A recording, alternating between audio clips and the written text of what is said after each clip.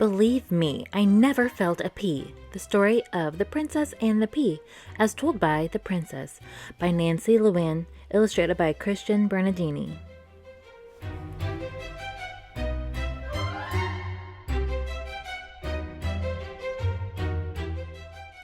Can you keep a secret? I mean a real lips sealed and throw away the key secret? You can? Okay, good. Here goes. I'm not a real princess. Shh! Yes, I slept on a stack of 20 mattresses. Yes, it was the worst night's sleep I'd ever had. And yes, I did marry Prince Matthew.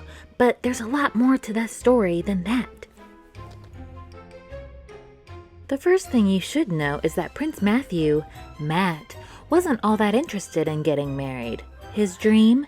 To be a successful businessman. He came up with one crazy idea after another. Turning the royal castle into a hotel. Opening a restaurant that served only purple food. Creating self-cleaning horse-drawn carriages.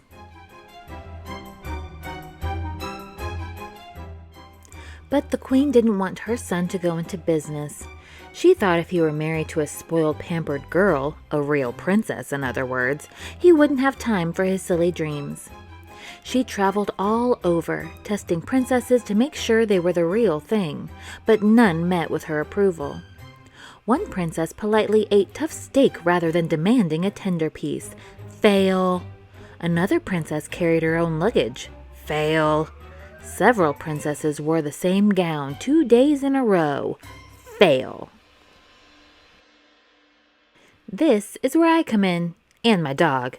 His name is Prince Superpooch, or Prince S for short. Isn't that cute? One night, Prince S and I went for a walk in the woods.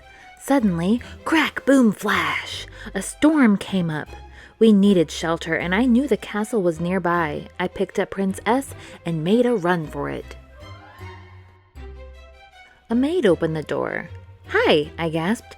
"I'm Starla, and this is Princess. Could we please spend the night?" "Ah, another princess," the maid muttered in an unfriendly way. "Follow me."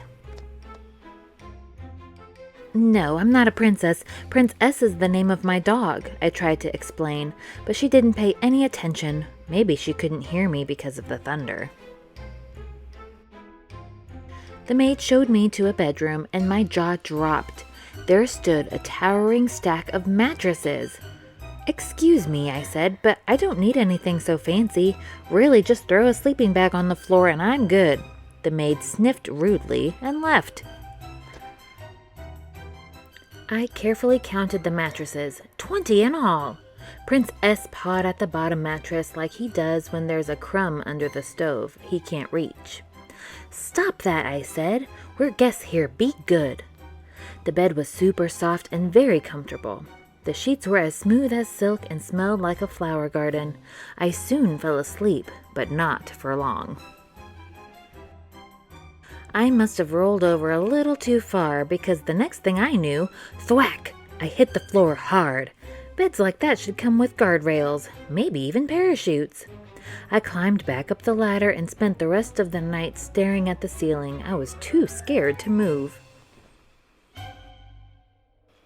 The next morning, I was tired and cranky. I hardly slept a wink, I said. "See these bruises? I can't wait to go home and sleep in a real bed." The maid stared at me for a moment. Then her face lit up. "Your Majesty, Your Majesty!" she shouted as she ran down the hallway. "This girl is a real princess. She complained about the pea."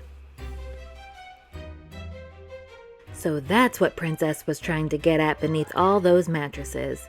A pea! That ridiculous bed was a test.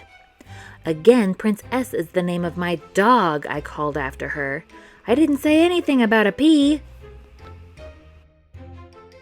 But you know how fairy tale weddings go. There's no stopping them.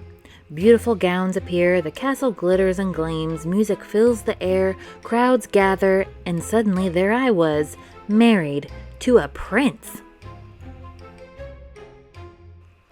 Luckily, Matt and I love each other, and married life hasn't caused him to give up his dreams. In fact, we're business partners. We've been very successful, selling mattresses. Say yes to the best, a princess mattress. Have a royal night's rest on a princess mattress.